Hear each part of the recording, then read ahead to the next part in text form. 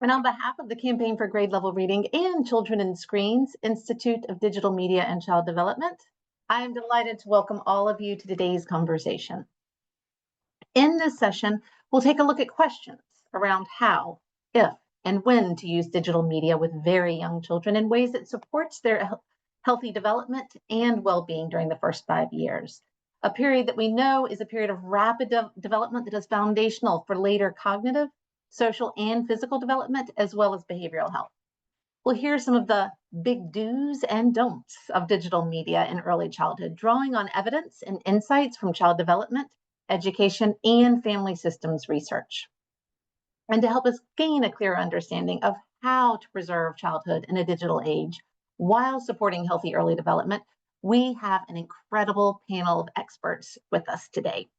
I'm delighted to welcome and introduce each of them, but sharing just very brief bios for each, so I'd encourage everyone to check out the longer bios that are linked in the chat. Welcome first to Rachel Barr. And if we could move the slides forward, sorry. Yes, there we go. Welcome first to Rachel Barr. Rachel is professor of psychology at Georgetown University, director of Georgetown Early Learning Project, and author of the 2024 book, Early Childhood and Digital Media. Welcome also to Dr. Dimitri Christakis. Dimitri is Chief Science Officer at Children and Screens, Chief Health Officer at Special Olympics International, the George Adkins Professor of Pediatrics at the University of Washington, and Editor-in-Chief at JAMA Pediatrics. Dimitri's laboratory focuses on the effects of early environmental influences on child health and development. Welcome also to Rachel Franz. Rachel is the Young Children Thrive Offline Program Director at the nonprofit Fair Play, which works to eliminate the exploitative and harmful business practices of marketers and big tech. Delighted to welcome Kathy Hirsch-Pasek back to GLR Learning Tuesdays. Kathy is a professor of psychology at Temple University and a senior fellow at the Brookings Institution. Kathy is known for her translational work designed to bridge basic science and educational impact. Welcome back again to Michelle King. Michelle serves as the Chief Executive Officer for the National Association for the Education of Young Children, or NAEYC, a global association dedicated to high-quality early learning for all children. And to guide us through today's conversation, I'm delighted to welcome and introduce our moderator for today, Chris Perry. Chris is the Executive Director of Children and Screens Institute of Digital Media and Child Development, an independent nonprofit organization dedicated to helping children thrive in a digital world. Thank you, Chris, so much for joining us to co-sponsor this session and also to guide us through the conversation. I'll turn it over to you now. Thank you, Sarah, and thank you to all of our partners at the Campaign for Grade Level Reading. It's an honor to moderate this conversation today and a true privilege to be joined by such an excellent panel of experts. Children Screens has spent over a decade studying how technology shapes childhood and translating research into accessible resources for parents, educators, clinicians, policymakers, and community leaders. Our mission is to equip adults with knowledge they need to make informed decisions in an increasingly digital world to ensure that children don't just grow, but thrive. All of our resources are available completely free to the public, and the latest of these is the Children and Screens Guide for Early Child Development and Media Use, Infants and Children ages 0 to 5, released just last week. This comprehensive resource for parents of infants and young children summarizes insights from the latest research and experts, some of whom we have here with us today, to help families make better choices about screen time from infancy through preschool to build a foundation of healthy brain, neural, and social development. Read the guide today to find practical tips for daily routines around sleep, play, conversation, and media use, do's and don'ts for healthy boundaries and common pitfalls, how to choose quality content for preschoolers to support learning and connection, and guidance on balancing screen time with essential offline experiences. Today, we're going to zoom out a little bit to talk more broadly about the research and what it tells us about screen use in the early years, how this research reflects the real-world context surrounding early childhood development, and where all of this is going with ever advancing technologies. We're going to start with a brief foray into what the research can tell us and what we are still learning about screens in the early years and the impacts of both early use and exposure to screens starting from birth through age 5. We don't have time today to get into all of the rich details, but we're joined by three of the foremost experts in the field, Dimitri Christakis, Rachel Barr, and Kathy Hirsch-Pasek, to share what they know about the most current research. So, Dimitri, we're going to start with you. Based on the most recent research, how does early and frequent screen exposure affect young children's development? And we're talking about birth to 5 years old today. And if there are any differences about those kids, say, than children that might be older. Hi, Chris. Hi, everyone. It's a pleasure to be here. Yeah, so let's start by saying that 0 to 5, as anyone that's been a parent knows, it covers a pretty broad developmental arc, and I think we have to segment it a little bit more before we can make sort of any recommendations. I think consistently research has found that there are really no demonstrable benefits to screen use before the age of 18 months. And in fact, very strong suggestions that there's harm associated with early screen use with children that young.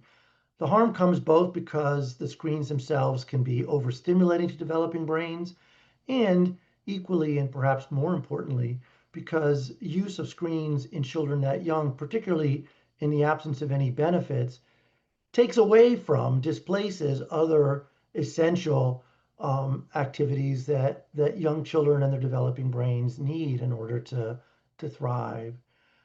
I think when you get to older children in the age, let's say, of 2 to 5, there, the good news for parents is that it's really kind of the sweet spot of media research.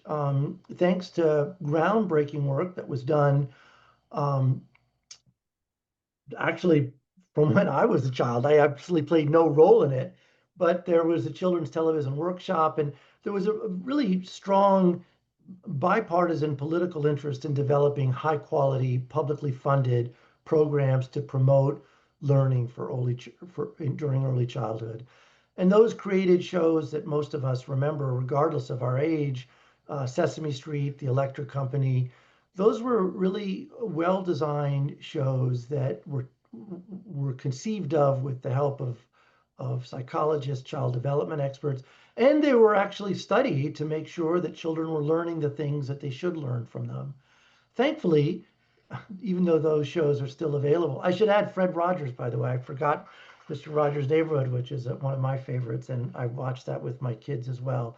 Um, there are other more recent high quality programs that promote both cognitive development and, equally important, social emotional development.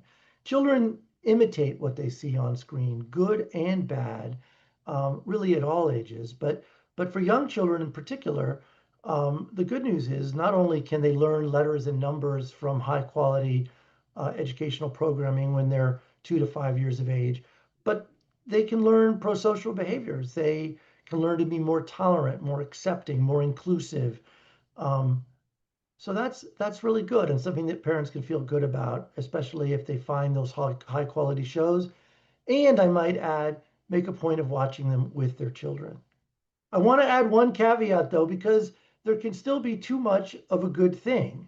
Um, and even though there is quality programming at for that age, I think there still needs to be some limits to how much time children spend, because there's so many other important things for children to do, from interacting with peers in real time, playing with caregivers, reading with an adult, and of course, physical play as well. So I'll stop there. I really appreciate you breaking down those first 5 years into smaller segments because we know how rapidly the brain's developing and how critical those years are. Are there any other factors that make a difference in whether digital media use supports or hinders early development? And is there healthy technology? Well, I mean, technology, particularly in these times, encompasses a broader and broader group of platforms and devices. I think, the most important thing is in defining what's healthy is seeing to what extent it supports children's development and their early learning.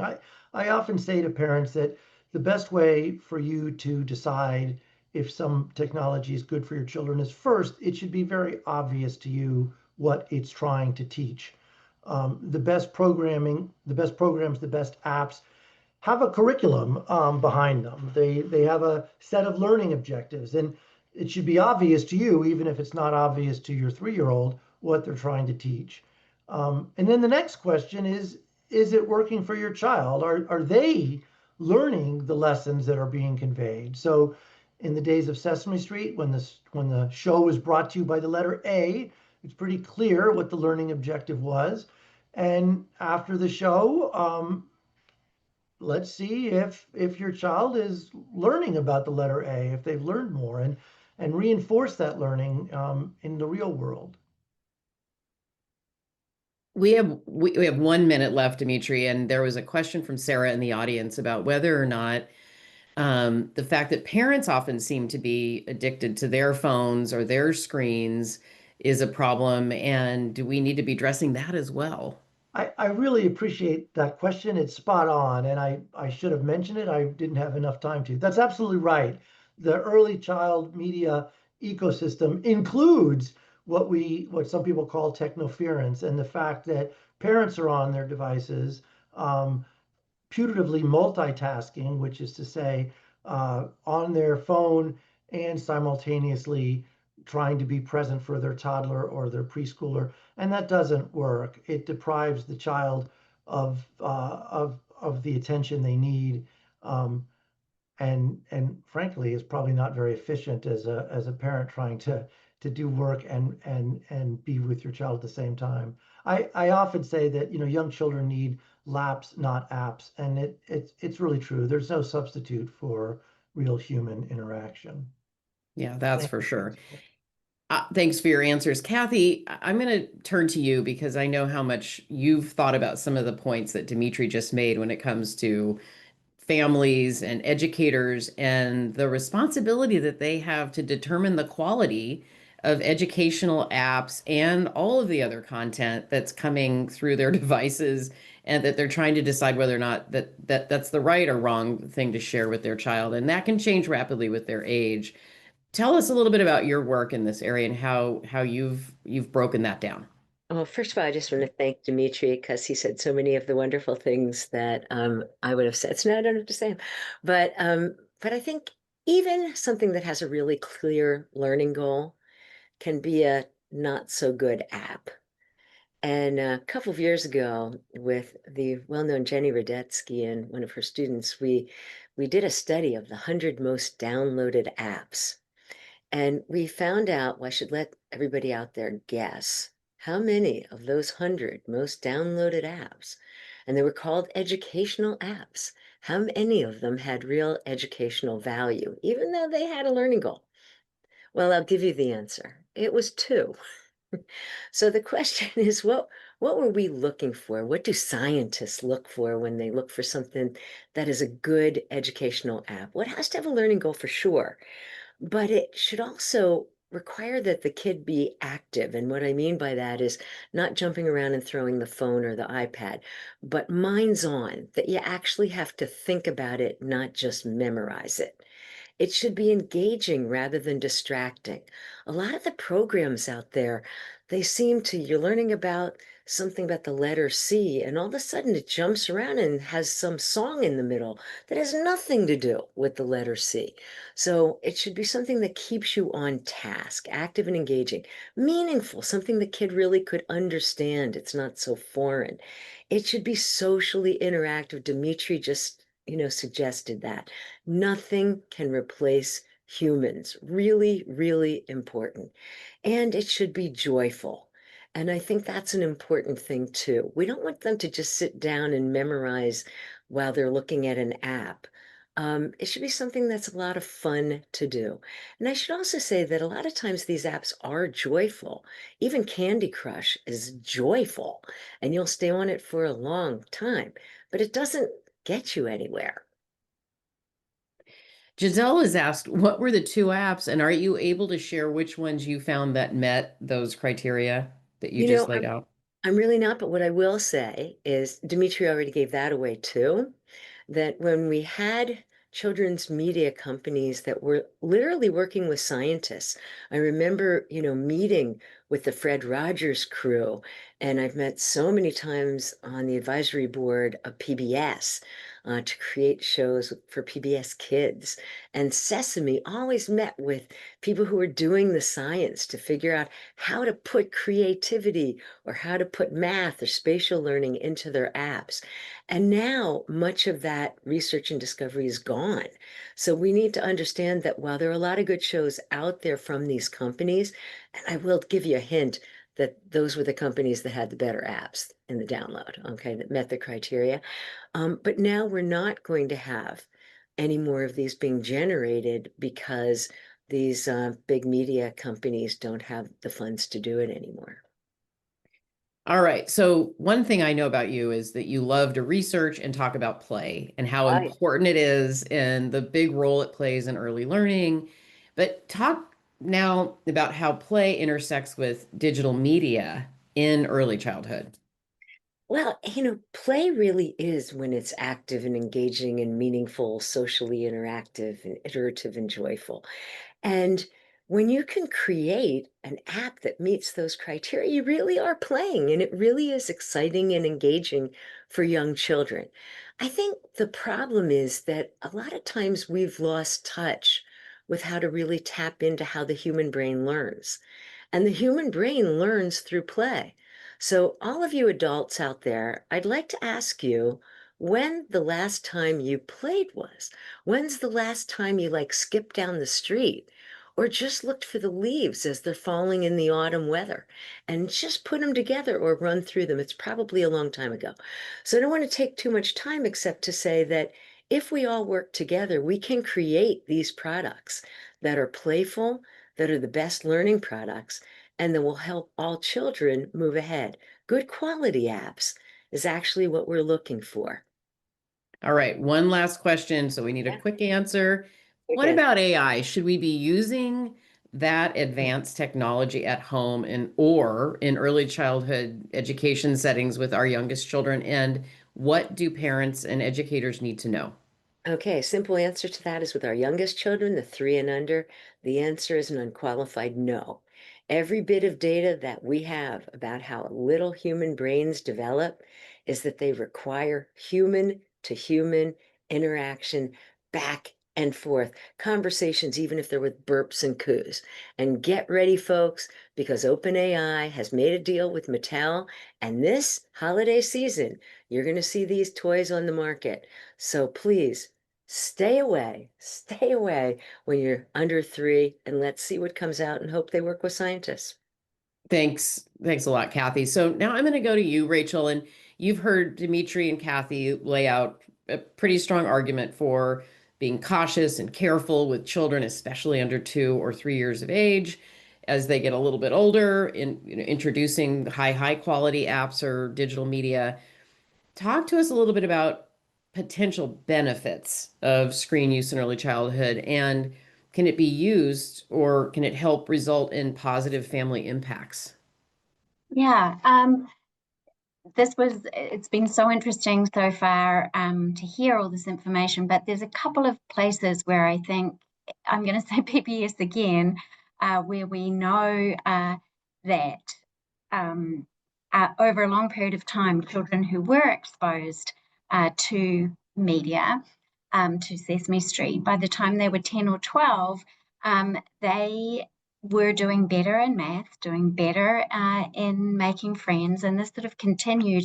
And they stayed on a healthy media diet. So they made better choices about media across time as well. And the other thing that I think is really important to know is that when children were from low resourced homes, they were the children who benefited the most from the high quality content. So just to say again that high quality content has really long lasting positive benefits. And the second thing that we haven't talked about yet, that we're kind of engaging in here now, is video chat. And so we did a study during the pandemic when everybody was really socially isolated. And we all know from that experience, families, children, parents, and grandparents alike, that disconnection was incredibly difficult for everyone. However, video chat gave us an opportunity for connection. So we followed families and we asked them, particularly grandparents, how close they felt to their grandchildren after having connections over video chat. And what we found was that grandparents who engaged in lots of activities, things like scavenger hunts or peekaboo, or sharing their favorite meals, or making funny faces, all of these things helped grandparents during that really socially isolated time feel closer to their grandchildren. And grandparents were really creative. And the other thing about video chat that we've sort of been talking about, what is it that babies need? Babies need the back and forth. They need the communication. They need the social contingency. So if I do peekaboo, how does the baby respond? They will then try and look for you as well. So there's that contingent interaction with video chat. And we often forget about that, but it's now available on all of our phones, and can be another way that parents can use media. And there's a question here, is should there be time limits that parents and families should consider? What we found in our study was actually that it was more about the children sort of setting the limits. After that, we studied children under 2 and up to 5. And what we found is after about 15 minutes, it was more difficult for children to sort of keep the interaction going. However, they did like to talk to their grandparents every day. So frequent short bursts were really quite effective for parents of young children and the young children themselves, not to mention the grandparents who were really missing their grandbabies. So you talked a lot about this co-viewing or doing things together. What role does joint media engagement play in shaping the benefits of screen time? And what recommendations do you have for quality co-use between children and caring adults? So joint media engagement, what we mean by that is like sharing in the activity. And I think Kathy really put it very well. Like, how do you play? Can you engage and play around digital devices? So via video chat, they would play scavenger hunts, etc., as I mentioned. But you can also play with video games, and you can play with video shows and sing and dance. And we did a lot of studies where we looked at parents, and they were singing and dancing and talking with their babies. And when they were more likely to do that, to jointly engage, then children were much more likely to respond. They were happier. They were also dancing, and they were speaking and talking more during that video. Parents sometimes worry, well, what if I interrupt my baby while they're watching the show? Will I disrupt them? So you don't need to be talking like 100% of the time, but what helps is that helps the baby make connections. So if you have a cat on the screen and then you say, oh, that's just like our cat Moggy, then that helps the baby connect the dots. And then the second thing about joint engagement is after the show is over, you can say, okay, now we're done with the show. Let's go out and play. Let's go pretend to be Elsa, or let's go build some blocks just like they did on the show that we were just watching, or let's conduct science. Let's go play.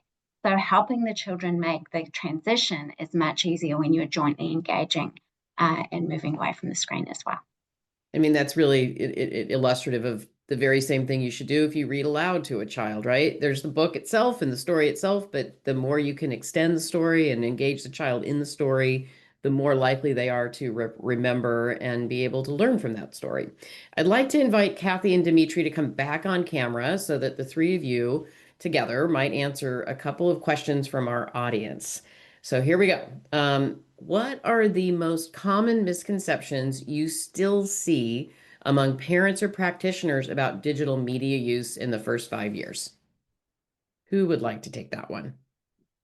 I can start. I mean, I think, I would say that um, parents frequently operate on the misconception that the earlier they start their child using digital technology, the savvier they will be. And I see this with parents that take great joy in sharing with me um, that their child is so adept at the iPad um, or can manipulate apps with such alacrity.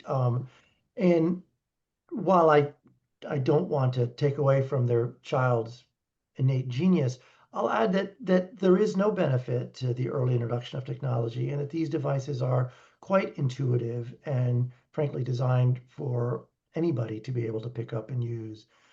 But I understand parents' concerns. I mean, I think that they recognize that we're growing up in an increasingly digital world, and they've been convinced that the earlier they introduce technology, the better. I think there's no value to it at all, and they should know that. I think Thank that, you. Oh, no, go ahead, Rachel, oh, I please. was just going to say one of the biggest challenges, perhaps not necessarily a misconception, but Kathy alluded to it before, that many of the apps and programs are labeled by developers as educational, making it very, very difficult for parents to navigate and decide, well, what is educational or not. And one thing I wanted to add is that, there's the Children and Screens guide that just came out. There's guides from the AP. There's guides from 0 to 3. So there's sort of lots of information to help support parents in choices around media content. But one other thing that I often don't hear people remember is that we have really trained information scientists in our community right at our public libraries. And so I think probably the best place to go for parents and for teachers is to sort of go to libraries and ask children's librarians, how can I choose? What would I know would be educational? What are the different shows and what are the characters that children of different ages really enjoy? And I think that that's a huge opportunity that's available in lots of communities to help get past this misconception around everything being educational, nothing being educational, but really to help them navigate this really difficult and challenging time.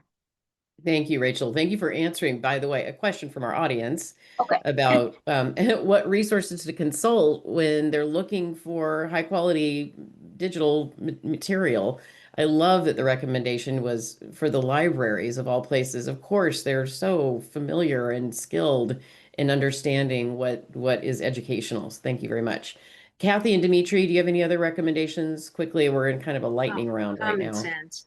Common sense Common media. sense. Mm-hmm. I wondered if I might just, add one other piece to what Rachel was saying, which is, I think the other misconception I hear all the time is that parents are so afraid of doing anything on media or ever exposing their kids to screens. And even the American Academy of Pediatrics said for little guys, it's not a bad way to meet your grandparents if they don't live in the same city. So if you have like remote parents or remote grandparents or aunts or uncles, FaceTime actually isn't such a bad way. And in fact, has been shown to be pretty darn good. And also just to say, screens are here to stay, So I think really finding balance and making sure that you get the best quality is better than saying it's all bad or it's all good. Do you think children can benefit from watching digital media or using apps with their peers if their caregivers aren't available? And would they still get the same benefit from that type of co-viewing? There's data on that, and it says yes. Great. Thank There, you. there was a great study where one school community could afford single tablets for all children, and another school community could only afford shared tablets. And the children, at the end of the year, they measured educational outcomes, and the children in the shared tablet schools did a lot better because of those peer interactions, and they really do learn and play with media together. How cool.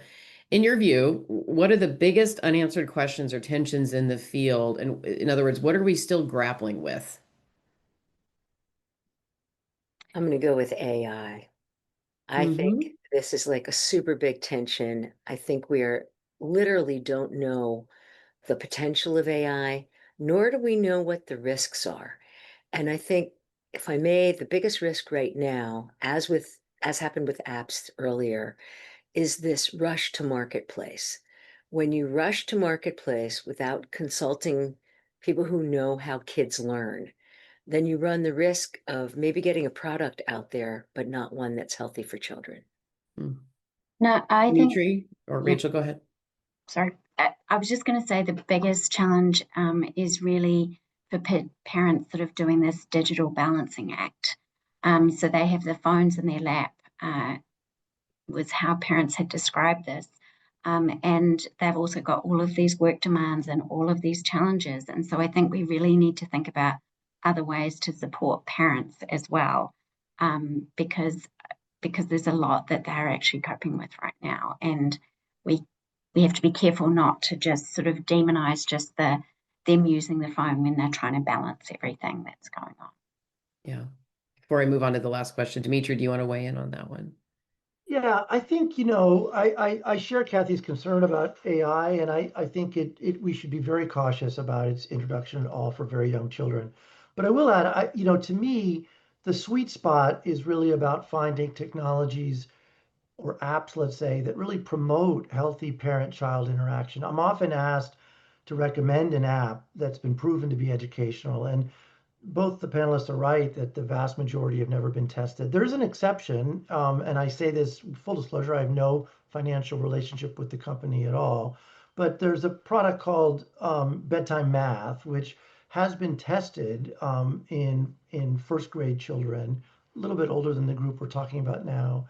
And Bedtime Math is basically an app that's free, and at the evening it every day, but it's intended to be at bedtime. It has a very simple story that has embedded math, and at the end it asks, do you want to do a simple, a medium, or a hard question?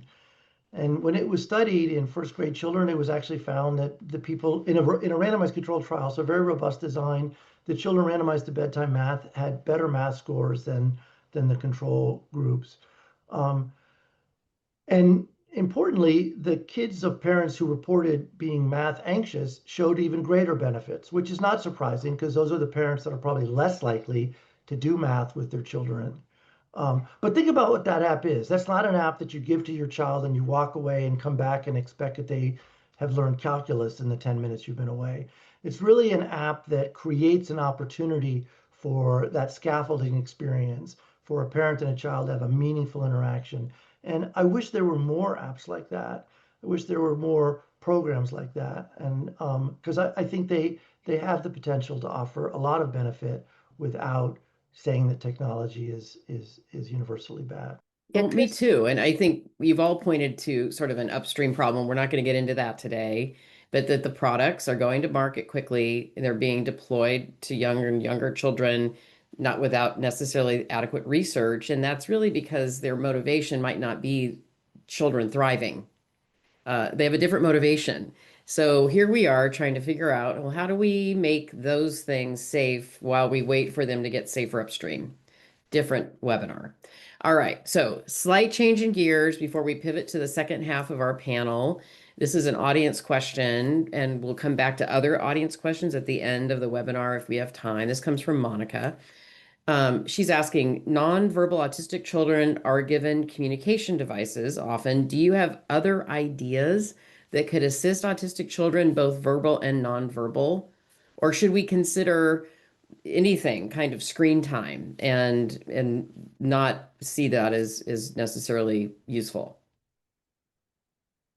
So studies have actually been done in Sweden with children with autism and engaging around screens. And part of the thing that's kind of interesting is that children with autism do much better, again, when they're sharing the screen, when they're engaging in joint engagement.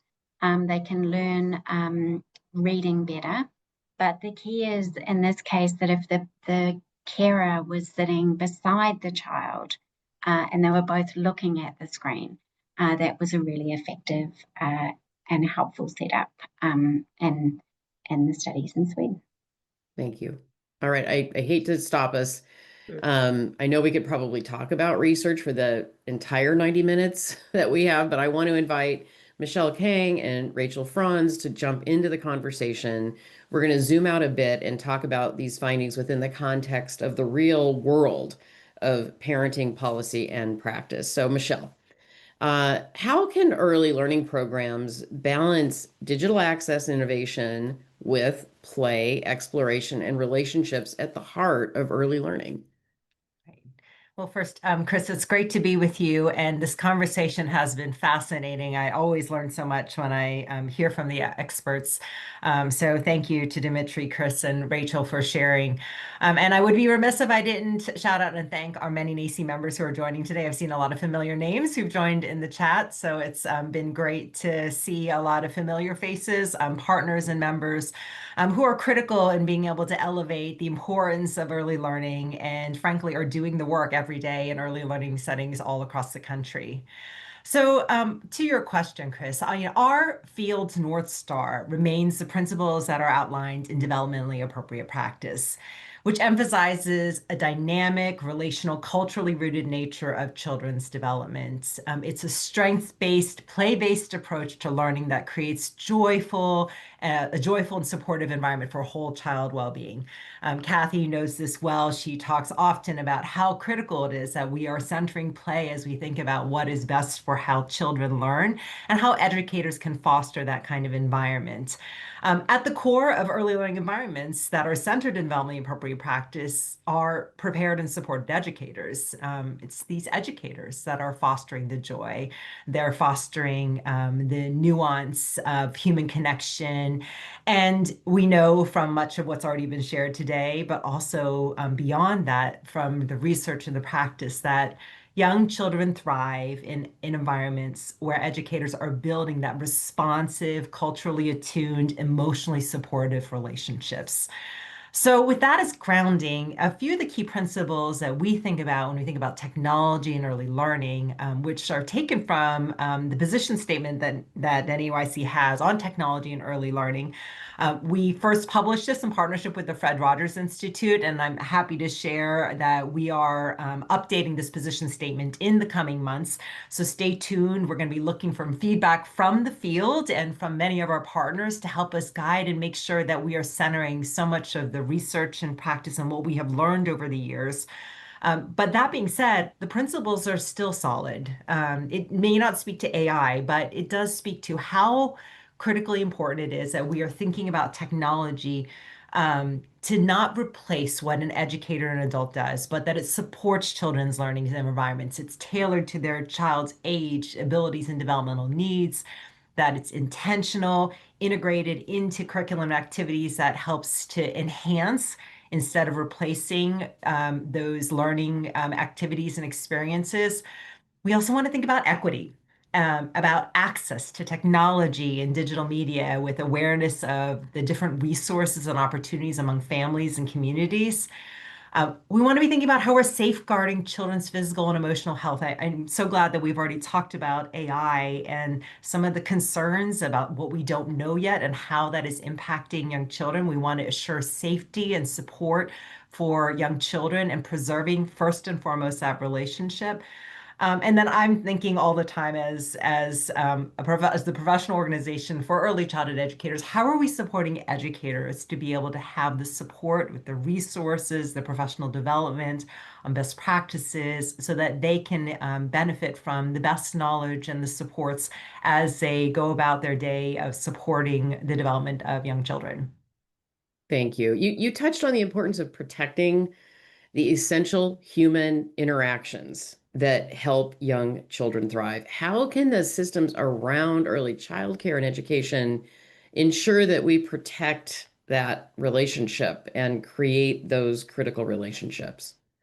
Well, it's been said already, and I'm going to continue to lift this up. Technology cannot be a substitute for the loving and nurturing and responsive relationship that an adult has with a child in an early learning environment. It can't.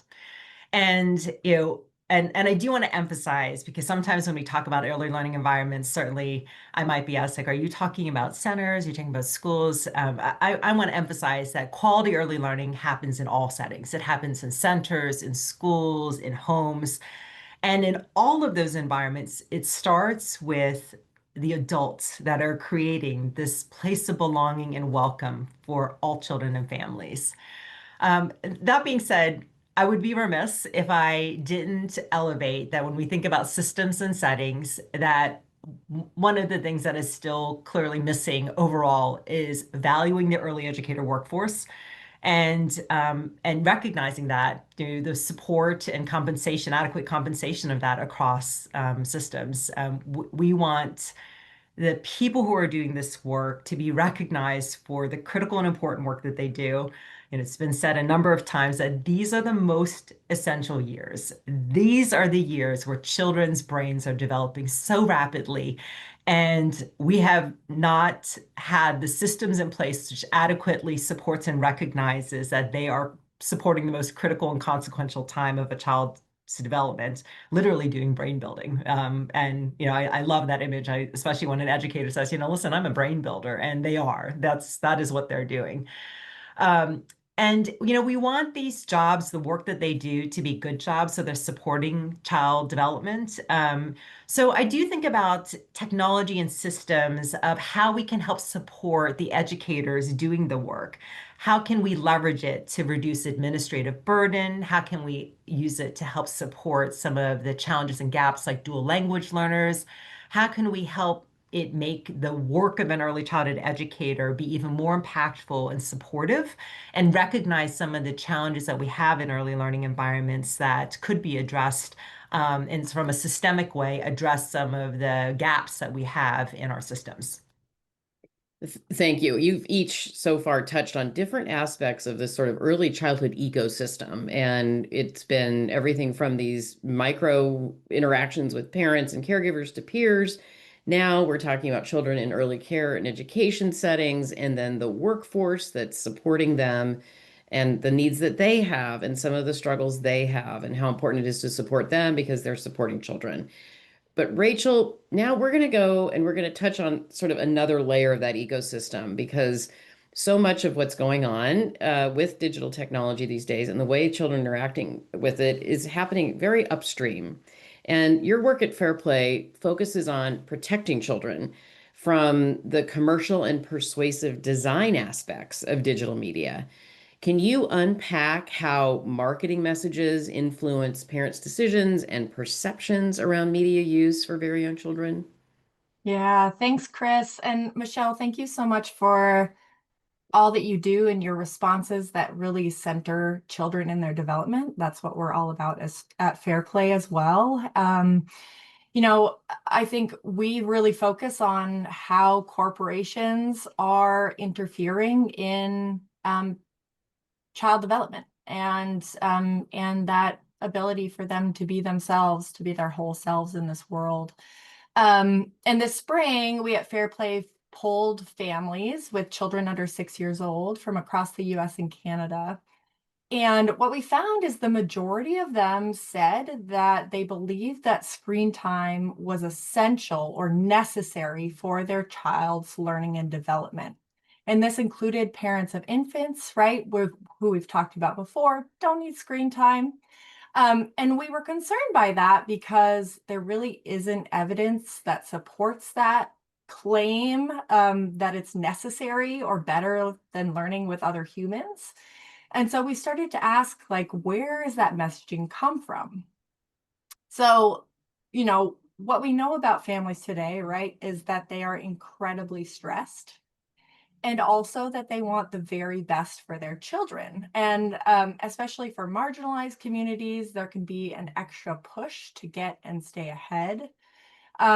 And what we found through years and years of research and meeting with different tech companies and parents and educators is that it's really the tech companies that know this, and they prey on the vulnerabilities of young children's development, and families want for their children to be successful.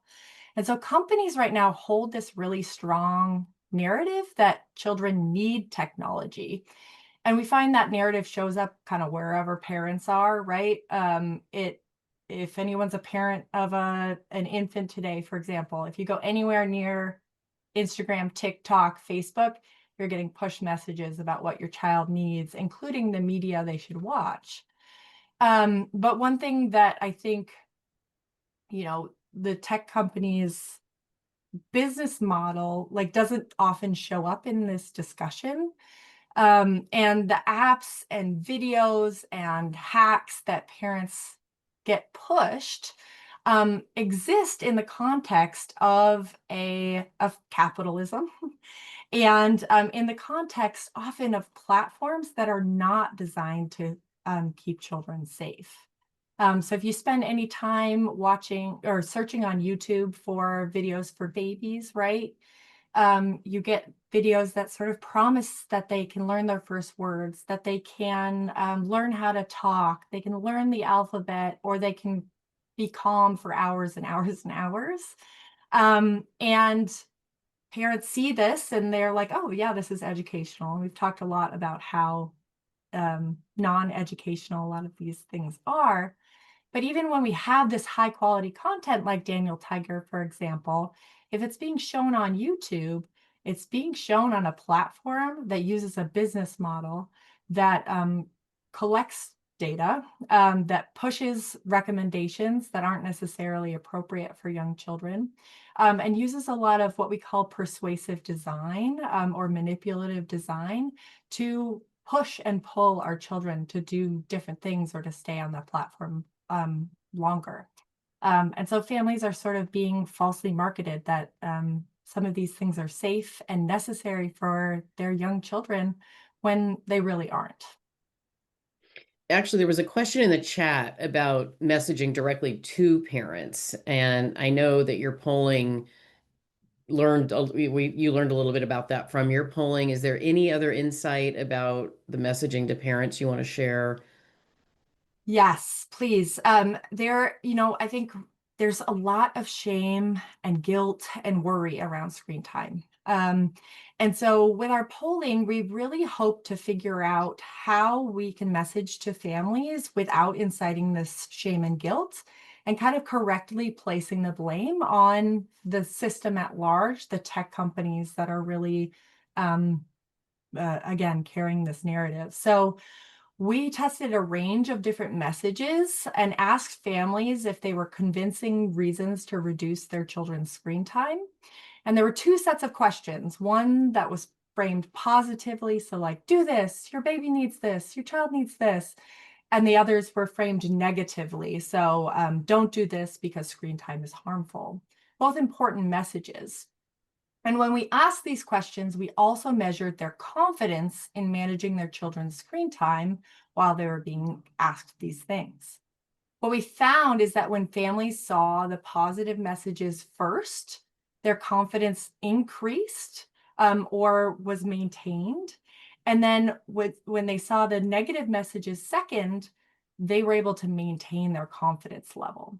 But when they saw the negative messages, the don't do this messages first, their confidence dropped and stayed low even after they saw the positive messages. And, this shows us how we communicate with families around screen time, that it matters. And that if we talk first about what children need to thrive, like play, back and forth conversations, exploring the world with all of their senses first, then families will be more open to hearing about some of the harms. And the way that tech is kind of designed against what children need in many ways, not all tech, obviously. And they need to hear both. So we came up with a narrative framing that practitioners, educators, policymakers, et cetera, can use when messaging to families and can be used to create resources as well. Great. I mean, so many of the answers you've all given are backed by research, even research you did yourself, and yet they're touching on something that's just so, it feels almost intuitive.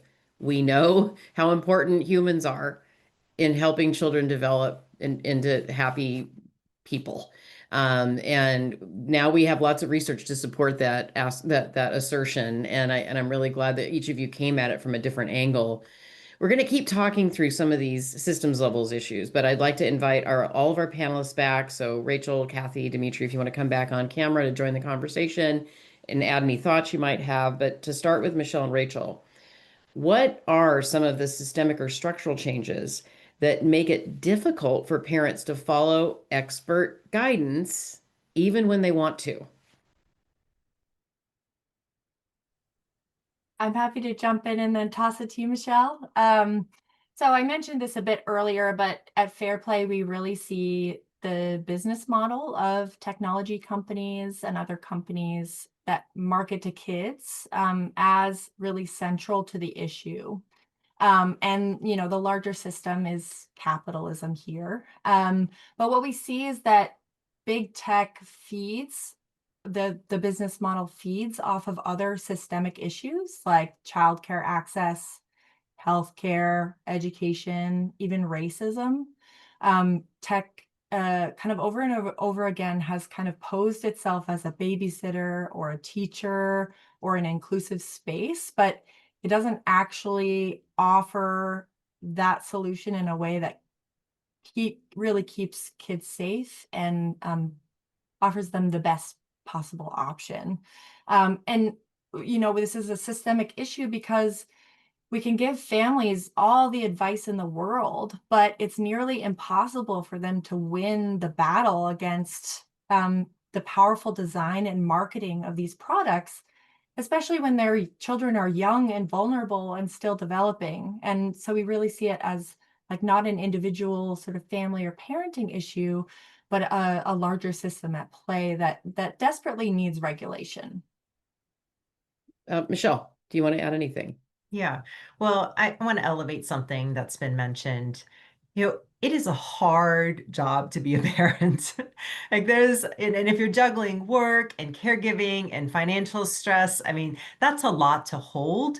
So like the daily life pressures of just, being able to hold all of that is something we have to just name and know as we think about, following expert guidance is like, where are they coming from? What's the context in which they're operating?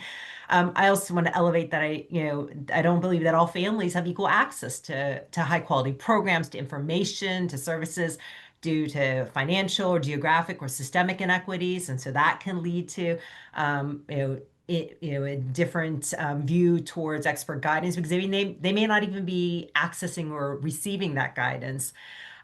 One other thing that I'll elevate is that from a systemic standpoint, health, education, social services are not always coordinated. So sometimes we're mixing messages and we have gaps in support as we think about parents, just because of how parents are supported in different areas of the country and different ecosystems. And then I will just name as we think about who our families are and what they are coming from, in addition to holding all the different responsibilities, where are they coming from in terms of their own cultural and linguistic needs? Like, where are they coming from when it comes to language, to cultural values, which might, again, make it harder in terms of a starting place, depending on where they're coming from, of how they've been exposed to guidance around technology or screens to begin with, which might again come from a broader lens of the community that they might be operating in most frequently. Thank you for that. Rachel Barr, Kathy, Dimitri, do you want to weigh in before we move on to the last topic for today? Yeah, I just wanted to add one other thing. The policy around algorithms is one aspect that parents are fighting against, but parents are extremely stressed. And one other thing that we need to figure out policy-wise is how to invest in parents. And so across the globe, paid family leave is the rule, not the exception, which it is here. And studies have been done by Natalie Brito showing that paid leave has an outsized effect, particularly on low resource families. It reduces parent stress, it increases parent engagement, and it increases infant brain development. So if we really want to invest in parent time so that they can do all of these things that we are asking them to do to invest in their children's development, then paid leave, I think, is another policy we need to think about structurally. Thank you for that. Great point. Any other? Well, I would just add that I'm sorry, Michelle, you are so right. Man, parents, I can't even imagine. I cannot even imagine trying to go through 750,000 apps to figure out which one is the right one I should show my kids or not show my kids. So, power to all parents, honest to gosh. And Rachel, boy, do I agree. You know, we talk a lot about family policy, we say it everywhere. And yet we do nothing and have done nothing for decades. And whether that's around family leave or many other policies, even if we're talking about universal child care, in this country, of the most industrialized countries in the world, we are dead last in what we offer parents and children. And I thank Rachel Franz for what you do, because somebody has to be out there like Common Sense and others to say, here's like the Michelin guide to what you can use, because I would just be devastated right now with all the choices. Dimitri, ready?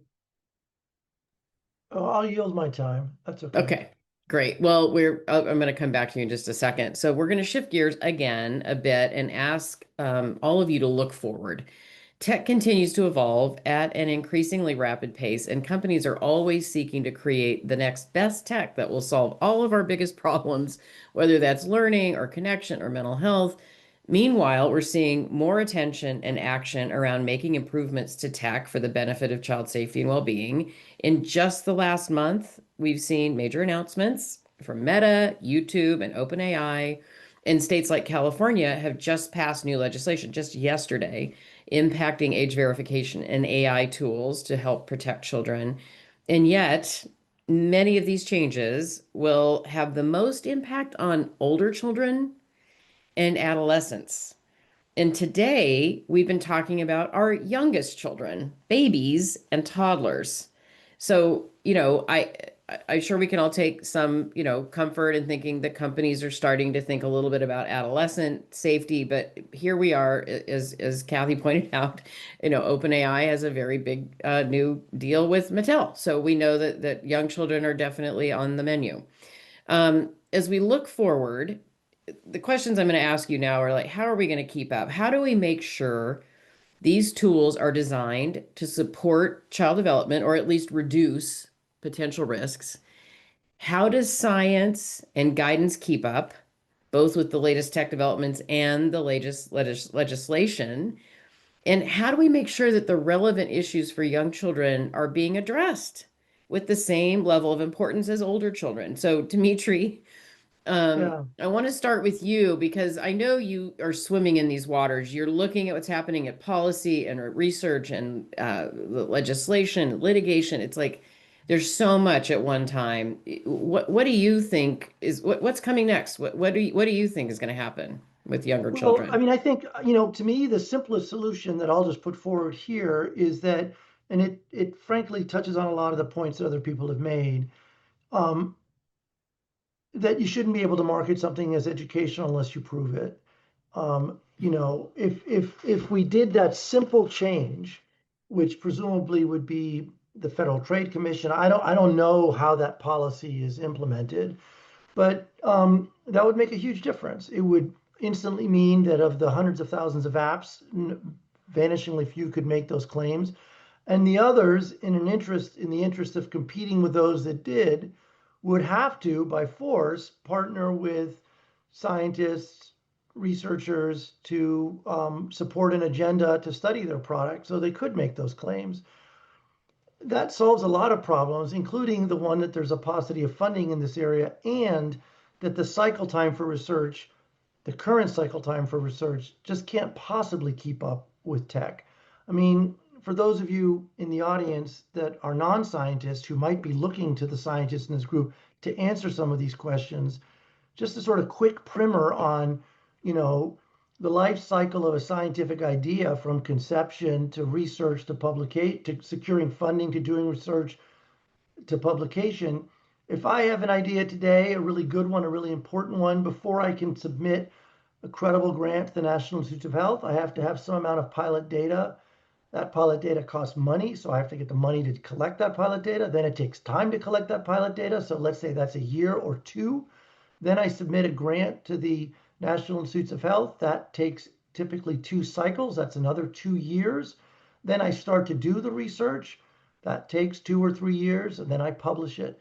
You add all that together, and optimistically, if all of us today decided as scientists we were going to study the impact of AI on early childhood, the earliest federally funded research in that area would be 8 years from now. And we would be studying something that was already outdated.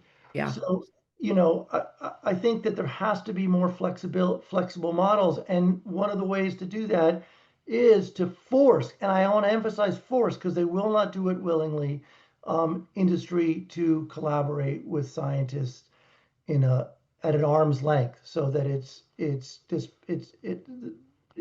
valid research. And as I said, the fastest way to do that is just to say you can't market something as educational if you haven't proven Yeah, I it. love the simplicity of that. It's just so to the heart of the matter. I really appreciate that, Dimitri. Anybody else want to weigh in on the influences we're talking about and the speed with which guidance and legislation and technology are being deployed? I do, because I'm kind of both in the policy world and in the research world. And I can say one moves at least a little bit faster than the other. So let me say that Dimitri is 1,000% correct. But people like Rachel and Dimitri, we have been, how many years have we been saying we would work with these companies? Just saying, a lot. Now, I could count on one hand how many companies, all right, I'm sorry, there was one, has called, to really significantly work with us beyond, let's say, the first conversation. And I think the misunderstanding is that scientists are so heady and somewhere hidden in the clouds, and they take so much time that they can't possibly get a product to market. But I think it's fair to say that with the collected knowledge that we already have, forget doing any more research, with the collected knowledge we already have, we could actually help developers get to where they want to get to in a more trustable way. 2, policymakers. If Germany can figure out how to put out more guardrails and Europe can have more guardrails on some of these products, why can't we? Full stop there. And next, I was only half kidding when I said I thought we should really come up with something like a consumer report that's quick and easy, like Rotten Tomatoes. It's either something that has been approved or it doesn't meet the criteria. Done deal. Right on. I really appreciate that too. Could I just add one really quick, easy thing? Yes, Rachel, please. Just delete YouTube and put PBS on the things as a rule of thumb for parents, because YouTube is automatically on people's phones, but just for parents who have so much other pressures, just delete that one and put PBS on would be a much easier way to choose the content. And to underscore the point you and Kathy made, that these are typically, and Dimitri, shows that are scripted, created, and supported by child development experts for child development benefits. That is the purpose of those programs. And there's great research that shows that how effective those can be if viewed the way that you already recommended. So I really think that's another really smart, simple solution to trying to tune out some of what's coming at you that might not be high quality. I'm looking at the clock, but I know, Michelle, you have not weighed in as I recall. Okay. Well, I'm just going to elevate one thing that has been mentioned a number of times. technology cannot substitute or be a replacement for human interaction. It can be a supplement, it can be a support, but it cannot be a replacement. And so if we just start with that premise and hold that and make sure that we all embrace that, tech companies, policy leaders, systems leaders, and think of it again, the way that even when early technology was introduced into early learning programs or into the ecosystem of early learning and into child development, we wanted to just label it bad or good, and instead to think about like, how could it help, but also be very aware of the risks. I mean, we've elevated here some of the concerns and the real dangers of some of the conversations we've had about what technology has been promised to be able to do. But it can't be the relationship, and we need an adult being able to help support that, and we have to keep holding that as center and not let go of that. I agree 100% with you too. All right, Rachel, Franz. All right. Yeah, 100% agreement all around. I just really appreciate these perspectives. And, a little bit more of a complicated situation, which Kathy touched upon, is legislation. The US needs federal safety by design legislation. And that means that, an app, a platform like YouTube would make children's well-being and privacy a priority. They would make the safest option the default. And what this would do is ensure that, children aren't manipulated into staying on platforms longer than is healthy for them. We see a lot of legislation conversations are centered around social media because of the endless scrolling and algorithmic recommendations and advertising practices. But those same exact practices are happening on apps marketed to toddlers and preschoolers. So we need this a comprehensive safety by design legislation in order to take the burden off of families and hold companies accountable. Time and time again, they've shown that they are not going to regulate themselves. You've all been highlighting various do's and don'ts in this conversation, and our early childhood guide includes a big list of big do's and don'ts for parents. What are your big do's and don'ts for parents, educators, and policymakers trying to make smart decisions about media for our youngest learners? We're going to go around, and I'm going to ask each of you to pick one, starting with Rachel Barr. A big do or a big don't for parents? I think I want to start with, parents know their children the best. They know what they like, what they don't like, what they're interested in, who their people are. And so I think my biggest takeaway is to trust themselves, around sharing the world with their children and knowing that they really are the experts, and to apply that to media as well. What is it that the baby likes? What don't they like?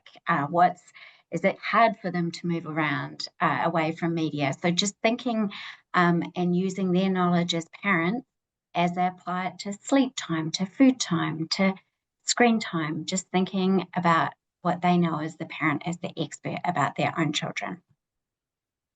Rachel, Franz. I love this question. I think when it comes down to it, centering children's development and what we know about how children thrive best across cultures, across identities, across contexts, will take us really far. I'm ready for a world that centers children, and one where policymakers ensure that big tech doesn't interfere with that development. And I think if we are keeping in mind that development, it'll go a long way. Michelle. I'll bring it to the early childhood educators' partnership and role with families. So my do would be families and educators should partner together on technology, and that you can trust the early childhood educators in your world to help provide guidance around healthy media, but also to partner on what that looks like between home and school. Kathy. Oh, sorry. I'm going to build on what Rachel said. I trust parents, so my do is parents, look at that app when your kid uses it for the first time and really see if it's what you intended it to be. Dimitri. Yeah, I'll say across the lifespan, for parents, be a good role model. Your children starting in infancy are watching how you interact with media. It's no surprise that toy cell phones are one of the most popular infant toy, and that's because even as infants, they see that parents value that device and they want one of their own. So, you know, recognize that every interaction you have with a screen is informing how your children will interact with screens, and take that seriously. All such great advice. Thank you. We have some time left to answer a few more questions from the audience, so here we go. What is the role of connecting the first 5 years, the providers for children first in their first 5 years to K-5 to help build a stronger transition over time as they build a foundational base during their early years? And are there any exemplars nationally or internationally that do this really well? Connecting the providers from the child's first 5 years of life to the K-5 part of their life. That's transition from early ed to primary or elementary ed. And are there any examples around the country or around the world that where they have figured out how to do that, build that foundational base? And if not, then the answer would be no. Yeah, I mean, I'll jump in here, Chris, and just say that I think that this is where part of our struggle in terms of the fragmentation of our systems, right? What early learning looks like and what the resources are available, what the system looks like for children 0 to 5 differs based on geography and areas of the country and even what the funding models look like. So I want to step back and just say that for all of us, we know that the signs of early learning speaks to early childhood as being 0 to age 8. I think that there are examples where there has been intentionality of communities and schools really thinking intentionally about that language. But it's not even, it's not consistent. It is for us a continued challenge of how we continue to define that this is a continuum, that there isn't this cutoff at the infant, toddler, preschool, and then you start at kindergarten, but really thinking about those early years as learning begins immediately. And then how do we build on that continuum of early learning for children's success? I'll just add Right. that Canada has a good model, Ontario, Canada. They've been working really, really hard at it. And I'm guessing it's about 10 or 12 years ago, they decided to make that transition explicit by having an early childhood person who knew the kids in the kindergarten and first grade classroom. So that transition now is quite smooth as the kids move from the early years into formal elementary. And what'll be interesting is if digital literacy, media literacy is woven into curriculum from the earliest ages through 5th grade or 6th grade. I mean, we know that's really uneven too. We had an audience question, I think either Kathy or Rachel already responded to, but I'd like to open it back up for anyone to weigh in. Many parents use media to preoccupy their children rather than to connect with their children for a variety of reasons. Why is this a concern? And what would be realistic advice for families with high workload and tight schedules?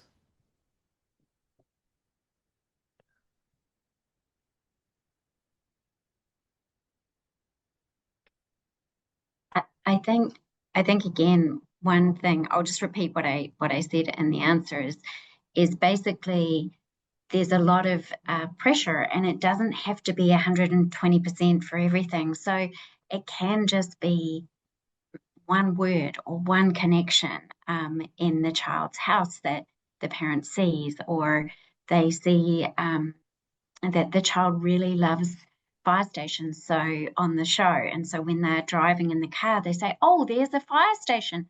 That's where the real fire truck is. So it can be something, so it can be when they're in the car, they've noticed, they've quickly looked, they've seen that what their child is interested, they know their child, and then out in the world, they help their child connect the dots while they're moving around with them. Or they're sitting at the bus stop and they're playing a game, or reading an ebook, or I'm going to hand it over to Kathy now because she has all sorts of other things that people can do sort of playing out in the world. So just making very small things, but they don't have to be 100% attention 100% of the time. That's a really unrealistic and unsustainable expectation for parents. I just wanted to say, you know, I had 3 kids. So somebody was running around all the time. And sometimes parents need a break. And it's kind of okay if they have a break on the TV or they have a break because they're watching a YouTube thing. I think, but the point is, we don't want to create couch potatoes. And we know that when we have kids who overuse the screens, then it shows up later in their later performance and in their later interactions with other human beings. So balance, balance, balance. And screens are here to stay, but I wouldn't use it as a babysitter. And Michelle already said it so beautifully, but I'm just going to re-say it, that there is no substitute for human to human interaction. You can supplement with screen time, but you can't substitute. Many of you have talked about TV and the impact of TV, and it almost seems quaint to talk about TV, right? Because you know, TV now is a screen that's really a monitor that's connected to the cloud that's downloading tech content into your home. It might be a big screen on the wall, it might be a little screen in your hand, right? These are, you know, TV now is just, it's almost obsolete. But yet there was a significant amount of research on the impact of background TV. So some of you said technoference or phubbing is another term used to sort of when you prioritize a device over a person. What about this background noise of either the TV itself being on or you are on a device while someone's trying to interact with you? I think the audience might be interested in a little bit more of the research that can happen almost like secondhand, you know, digital media use and the impact on the child. And Dimitri, I know we've talked about this a few times. You want to share a little bit about that? Yeah, I mean, the background research on the background research on background television is that it's disruptive to interaction. It's disruptive to parent-child interactions. It's disruptive to adult-adult interactions. I mean, many of us can recall times prior to cell phones where if you were in a restaurant or a bar and you were talking with someone and there was a television on, it could be showing the most boring programming you've ever imagined, something that would be profoundly uninteresting to you. And yet it commands your attention. It's a medium that was built around doing that. And cell phones are that on steroids. I mean, they're designed to be addictive. They command your attention, and their physical presence alone is enough to distract you from being in the moment.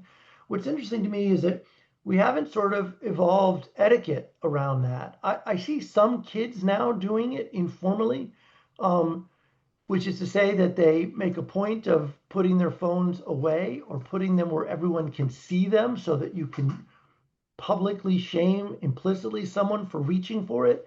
I kind of wish we had the same kind of etiquette rules that we had when I was growing up around your elbows at the table. You know, I don't even know who started that stupid thing, but I was told you can't have your elbows on the table, it's rude.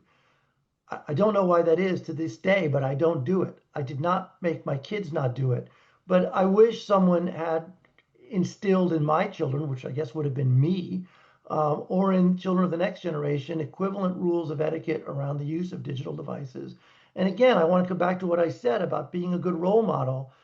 It starts with what you do as a parent. If your kid is talking to you and you're looking at your phone, you are not only being a bad role model, but you're very hypocritical when you try to tell them to focus on you and not look at their phone. So There's we researched that, and we actually found that kids don't learn as well when they're with a two-legged screen watcher, which is what my grandson calls people who use their phone too much. The kids notice, and in a very, very recent study that we just ran, it was with adults. We now have a kid version that we're doing. When adults are watching, just observing a meeting, and one of the 4 participants pulls out a cell phone, and just glances at it and then puts it back. That simple.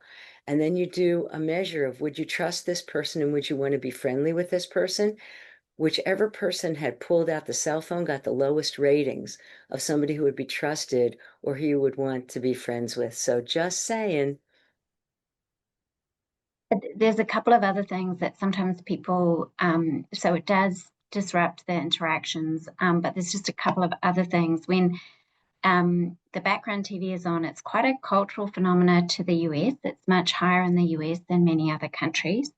So about 30 to 40% of households have background television on all the time, even if nobody is watching.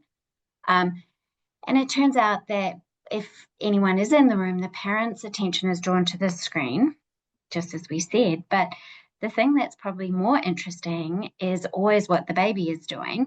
And while the baby is trying to play, when, let's say you're trying to build a tower of blocks and it's a little bit unstable and you need just a little helping hand, right at that moment that the tower is about to topple, your caregiver's attention is drawn to the screen. So even though you could care less because it makes no sense as a baby what's on the screen, your play is actually being disrupted. You have less complex play.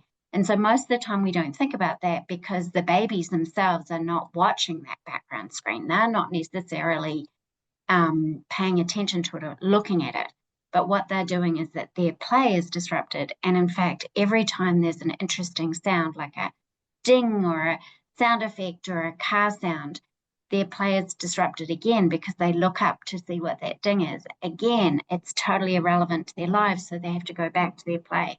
But it's like they're having to reorient 100 times, or about every 15 seconds, 10 to 15 seconds when they're distracted away, and their play quality is really disrupted. So that is, I think, the really telling part, and that parents often are surprised because the baby's not paying attention. So why would it be disrupting their play? But it distracts them, and it stops their helpers from supporting them when they need to before the tower topples over.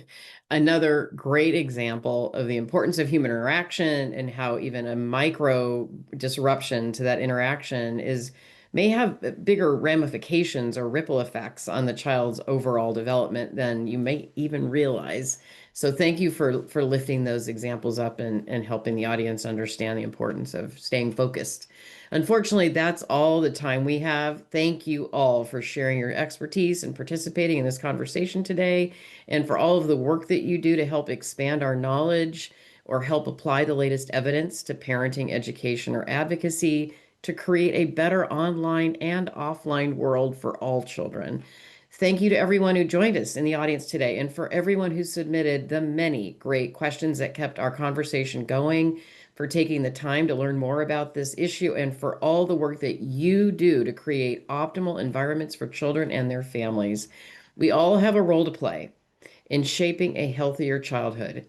We are honored to stand alongside these experts and dozens of other organizations leading critical efforts to restore a healthy ecosystem for children, and we invite you to join us. Don't forget to check out our new guide and stay tuned for more resources to support families in the modern digital age. To stay up to date on the latest research, events, and tools, check out our website, childrenandscreens.org, and subscribe to our newsletter.